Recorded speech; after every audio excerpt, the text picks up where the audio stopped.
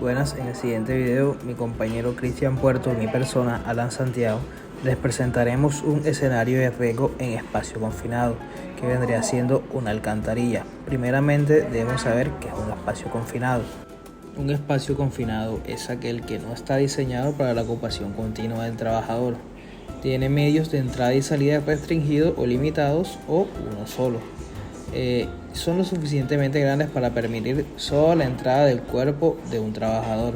En esta maqueta vemos la representación de un escenario de riesgo en espacio confinado. Pues vemos que hay unos trabajadores abajo en la alcantarilla, en el espacio confinado. Hay un guía arriba y vemos una advertencia de peligro, gases inflamables. Vemos que están trabajando con equipo eléctrico. Pues también vemos que al borde de la entrada hay unas herramientas y tiene señalización. Podemos ver que tenemos atmósferas inflamables, iluminación deficiente, temperaturas extremas, vibración por la maquinaria usada por los operadores, estrés por confinamiento, atmósfera baja en oxígeno, pues es una alcantarilla, y tenemos caída de objetos. Después de identificar los riesgos que tenemos a simple vista, los anotamos y tenemos atmósferas inflamables. Vemos una advertencia de gases inflamables, lo que podría llevar a una posible explosión, ya que los operarios están utilizando maquinaria eléctrica. Una chispa podría generar una posible explosión. Una iluminación deficiente, generando que los trabajadores se desorienten y pues se puedan caer. También vemos una caída en la ejemplificación. También tenemos unas temperaturas extremas por falta de ventilación en este mismo, que también conlleva a una atmósfera baja en oxígeno, ya que es un espacio muy pequeño. Objetos en la entrada del espacio confinado, combinado con la vibración de la maquinaria que está usando los trabajadores, podrá generar caídas de estos objetos y afectar a los trabajadores. Ahora bien, por consiguiente, les voy a hablar sobre los tipos de riesgo que se encuentran en este tipo de espacios confinados, como lo son las alcantarillas. En este caso, los trabajadores en espacios confinados, como lo son en los alcantarillados, conllevan varios tipos de riesgos específicos que pueden afectar la seguridad y salud de los trabajadores. A continuación se presentan algunos de los tipos de riesgo más comunes. En este caso, como lo son los riesgos químicos, que cubren de un 40 a un 50%. En este caso, los gases tóxicos como el amoníaco, hidrógeno sulfuroso, vapores de productos químicos, como lo son los disolventes, contaminación por aguas residuales, presencia de sustancias corrosivas o químicas, como lo son derrames, filtros contaminados o residuos no desechados. Seguimos con los riesgos de caída y golpe, en este caso riesgos físicos de un 20 a un 30%, como caídas en pozos o alcantarillas, golpes con objetos o equipos y atrapamiento por objetos o estructuras. Seguimos con los riesgos biológicos, que cubren de un 10 a un 20%. En esto, más que todo en las alcantarillas, por la exposición a microorganismos patógenos como bacterias, virus y hongos, y las enfermedades infecciosas como la hepatitis, tuberculosis, VIH y en su defecto los parásitos. Seguimos con los riesgos de asfixia, de un 5 a un 15%. En este caso, las atmósferas con bajo oxígeno, como lo son los espacios encerrados, y los gases asfixiantes como el monóxido y el dióxido de carbono. También se encuentran los riesgos eléctricos de un 5 a un 10%.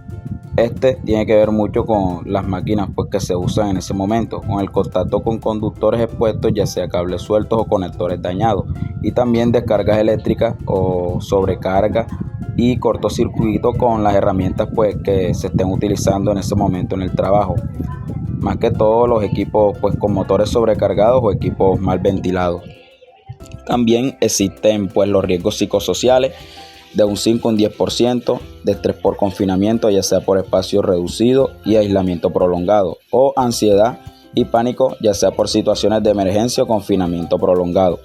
También, por último, cabe mencionar que tenemos los riesgos específicos de alcantarillado de un 5 a un 10%. Esto tiene que ver mucho más que todo con las inundaciones repentinas, colapsos de estructuras y deslizamiento. Para tener en cuenta todo este tipo de riesgos, obviamente debe darse unas obligaciones de los empleadores, como son la identificación y evaluación de riesgo, programas de gestión y evaluaciones médicas, etc.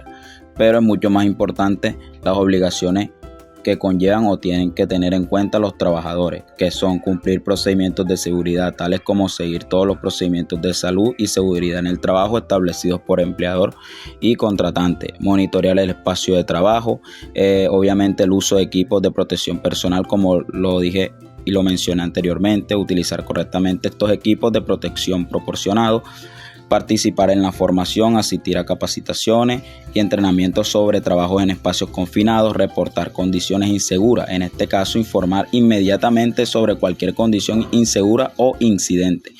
También colaborar con las evaluaciones de riesgo. Por último, pues obviamente participar en este tipo de evaluaciones de riesgo y en la implementación de medidas preventivas.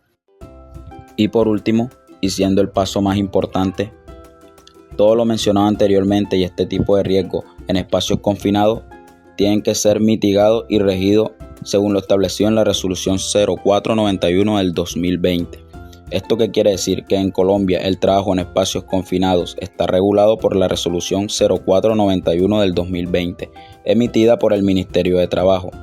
Esta resolución establece los requisitos mínimos de seguridad para desarrollar trabajos en espacios confinados y busca garantizar la seguridad y salud de los trabajadores que interactúan directa o indirectamente en estos sitios.